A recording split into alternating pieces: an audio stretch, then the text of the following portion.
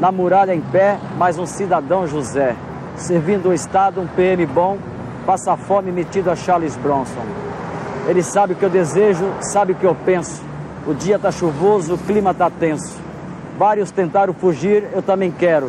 Mas de 1 a 100 a minha chance é 0. E aí pessoal, beleza? Meu nome é Bruno Fabio, esse é o Planeta Novo. Se você ainda não é inscrito do canal, vai se inscrever agora e deixar o seu like pra ajudar a gente, valeu? No vídeo de hoje a gente vai contar a história de O Diário de um Detento. Só que não a história da música e nem da letra, que são também muito legais, mas vai ficar para um próximo vídeo. Hoje a gente vai contar a história por trás que pouca gente conhece e que eu já cheguei a comentar aqui no canal, mas nunca tinha feito um vídeo sobre. Vamos contar a história de Jocenir, o coautor da música. Pra quem não sabe, Mano Brown nunca mesmo aceita a música dos outros. Mas essa música especial chamou a atenção dele. Mas antes de falar dessa parte da história, vamos explicar como o Jocenir chegou a ter contato com o Mano Brown. Tudo começou quando o Jocenir foi preso. E ele foi preso de uma forma bem errada. Isso porque o Jocenir foi preso basicamente por azar, por estar no local errado e na hora errada. Jocenir tinha um irmão que era envolvido com cargas roubadas. Mas até aí, ele não tinha culpa em nada. Ele era mais uma pessoa inocente e só tinha uma ligação com alguém. Uma ligação pessoal. Só que ele não sabia das atividades do irmão dele, que tinha aí um envolvimento com cargas roubadas. E a esposa de Jocenir estava grávida. Ela estava grávida de 8 meses. E ela precisava fazer uma viagem de 4 horas. Então o Jocenir pediu emprestado ao seu irmão o carro, porque o carro do irmão do Jocenir era melhor. E isso daria mais conforto para a esposa dele. Foi quando eles combinaram de fazer a troca dos carros e encontro em frente ao galpão do irmão do Jocenir. Só que ele não sabia que o seu irmão estava envolvido com cargas roubadas. Porém, muita gente já estava sabendo do envolvimento do irmão dele,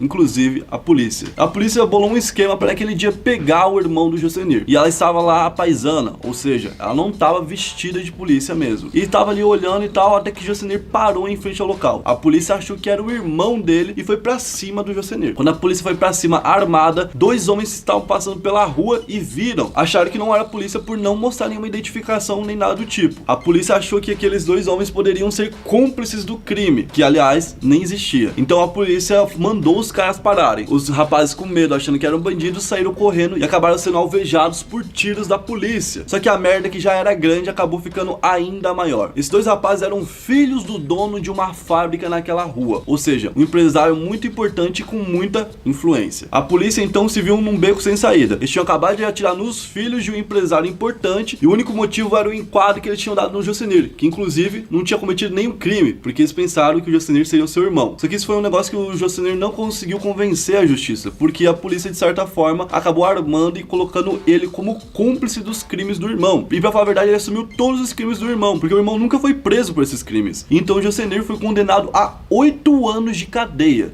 simplesmente porque ele queria pegar o carro do irmão naquele dia, naquele lugar e naquela hora. Jocenir já era velho e antes disso ele nunca tinha tido problema com a polícia. E ele nunca tinha passado perto de uma cadeia. Então foi assim um conflito muito grande de realidade, com a vida que ele vivia e a vida que ele passou a viver dentro de uma cadeia. Quando ele chegou na cadeia, ele percebeu que muitos viciados conviviam ali. E esses viciados eram meio que uma moeda de troca para muita coisa que acontecia ali dentro. Vou dar um exemplo para vocês. Existem viciados lá dentro. O que acontece com viciados? Eles precisam daquilo que eles querem, né? Que é a droga. Quando eles vão até o traficante, eles pegam essa droga e abrem uma dívida. O traficante, que não é bobo nem nada, precisa de grana. Então o traficante vai lá e cobra eles. Quando eles não têm dinheiro para pagar, das duas uma. Ou eles são mortos dentro da própria cadeia, ou então eles devem um favor ao traficante. O traficante normalmente usa esse favor para colocar crime nas costas dessas pessoas. Ou seja, se existe um assassinato lá dentro, acaba sempre caindo nas costas de um nóia. Às vezes esse nóia que entrou lá, ele entrou porque roubou, sei lá, uma bicicleta. Aí ele entra pra cumprir 1 ano. Nisso, por causa do vício, ele vai atrás de droga, não consegue pagar, acaba assumindo o BO dos outros e vai aumentando a sua pena. Então essas pessoas, quando entram lá, basicamente elas abandonam a vida e nunca mais saem. E essas pessoas não têm muito medo da vida e não têm muito medo de nada e fazem de tudo pra ter acesso à droga. E quando o Jocenir entrou lá, um homem já velho, magrinho, sabe, assim,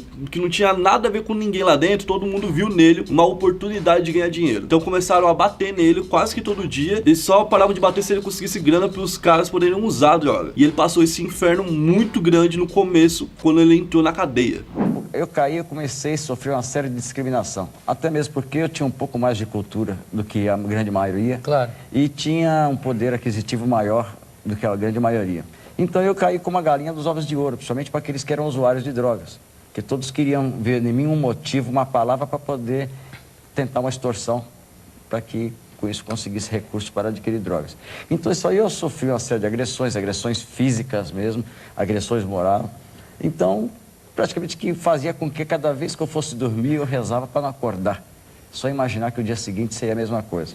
Isso tudo aconteceu porque ele não era afiliado a nenhuma facção, ele não era conhecido de ninguém, não conhecia ninguém lá, ele não tinha moral com ninguém e ninguém ia lá abraçar a ideia dele. Ou seja, deixava ele resolver os próprios problemas. Como ele era muito fraco, por ser uma pessoa já mais velha, ele não tinha como se defender. Então ele meio que virou uma presa fácil pra todo mundo lá dentro. E ele só foi conquistar respeito quando ele começou a ser útil pras pessoas. Ele percebeu que muita gente lá dentro não sabia nem ler, nem escrever. E ele começou a se oferecer pra poder fazer esse serviço. Então ele ajudava os criminosos que tinham lá dentro, lendo cartas que eles recebiam e escrevendo cartas para as pessoas de fora. E ele começou a ajudar essas pessoas a escreverem de uma forma muito melhor. Inclusive as pessoas da cadeia, que eram bandidos de todas as formas, começaram a revelar segredos muito íntimos pro Jocenir. Imagina só, o traficante estava falando com a sua esposa coisas muito íntimas e quem lia era o Jocenir. Então ele de certa forma conseguiu muito respeito desses caras, porque ele conseguiu ajudar esses caras. E além de ajudar na leitura e na escrita, ele começou a escrever poemas, por exemplo, como se os caras escrevessem poemas para sua esposa, para poder agradar a esposa. Ele começou a dar dicas pros caras do que escrever, do que falar, sabe? E os caras começaram a ver que aquilo lá dava resultado e começaram a ficar fã dele. Falaram, cara, você é muito bom nisso, você escreve muito bem. E eu vi que o ponto fraco da massa carcerária era justamente a falta de escolaridade, a falta de cultura. Se você me perguntar, tem pessoas cultas dentro da prisão? Tem algumas. Só que eu procurei usar a que eu tinha em benefício da população. Quando eu percebi que eles tinham uma grande dificuldade em escrever cartas e receber e ler as cartas que vinham, já que a maioria, se não são analfabetos, são semi-analfabetos. E eu comecei, na confiança, eles passarem os problemas mais pessoais para que eu escrevesse as cartas. E com a chegada das datas festivas, Dia dos Namorados, Dia das Mães, eu comecei a introduzir alguns versinhos, algumas poesias, aqueles arroz com feijão, porque eu sabia que se quem estava enviando não tinha muita cultura, com certeza quem as iria receber também.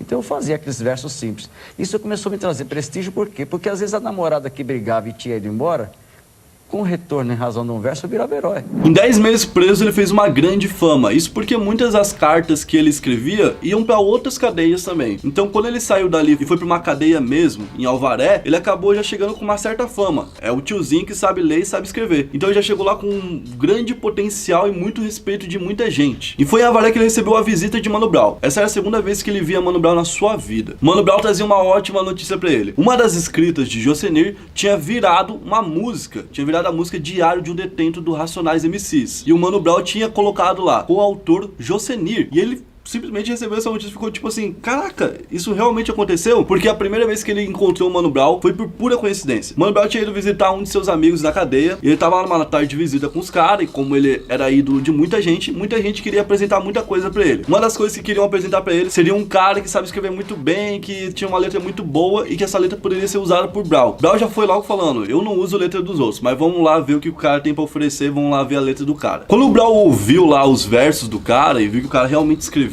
bem, ele ficou, tipo assim, realmente impressionado. E ele pegou aqueles versos e levou pra casa. Depois, ele acabou gravando a música e não conseguia ter contato de jeito nenhum com o Jocenir. Isso porque o Jocenir passou um contato pra ele e esse contato já não existia mais. Então o Brown voltou até a cadeia pra poder falar com aquele amigo que apresentou ele pro Jocenir. E esse amigo contou que Jocenir tava em Alvaré. Brown foi até Alvaré e chegou lá e contou pra Jocenir: cara, eu usei sua letra pra uma música. Esse meu parceiro que tava preso, ele chegou e falou assim, eu falando com ele num dia de uma visita, eu falei, meu, é aquele tiozinho da letra lá, ele sumiu, a letra vai sair no disco aí, eu fiz a letra de parceria com ele. Ó, meu, se eu não me engano, esse tiozinho tá lá em Avaré, ó, meu, eu vou procurar saber. Aí um dia eu fiquei sabendo que ele tava em Avaré, aí nós pegamos, fomos em Avaré procurar ele. Eu tinha o nome dele escrito num papel, velho. Aí encontramos ele, quando eu falei pra ele que eu tinha gravado a letra, ele não acreditou, ele quase chorou, né? Falei, aí, mano, gravei, é o seguinte, é 66, é nosso, 66, a música é nossa, nós dois na fita. E se vocês pararem pra perceber, a letra fala sobre o massacre do Carandiru de 92. E ela fala sobre um dia anterior, o dia do massacre e um dia depois. O Jocenir foi preso em 94. Ele não tava preso no massacre do Carandiru. Mas por que o Jocenir conseguiu falar tão bem desse massacre, a ponto de impressionar até quem tava lá? Porque ele teve acesso às cartas e às intimidades de pessoas que estavam lá. Quando ele foi preso com pessoas que tinham vivido aquilo e tinham vivido a tragédia. Então muitas das cartas dos caras eram falando sobre os traumas que eles tinham, sobre o que eles tinham visto dentro da cadeia e sobre os problemas que eles estavam tendo em lidar com aquilo, sabe? Então ele simplesmente pegou o lado mais íntimo de cada um dos sobreviventes do massacre e conseguiu transformar numa letra muito, mas muito boa, que hoje em dia é um clássico. Eu não vivi a rebelião de 1992, mas todos os companheiros que compunham a minha cela eram sobreviventes. Então, ouvindo a situação e a história de cada um deles, cada um era uma história, era um livro, era uma música. Era um drama. Após ele cumprir alguns anos de cadeia, ele saiu e começou a dar palestras, vender livros. Inclusive, ele vende um livro chamado Diário de um Detento. E até hoje ele é conhecido como o tiozinho que escreveu Diário de um Detento. Bom, esse foi o vídeo de hoje. Espero que você tenha gostado. Se você gostou, deixe seu like aqui e se inscreve no canal para ajudar a gente. Valeu? Tamo junto. Até a próxima.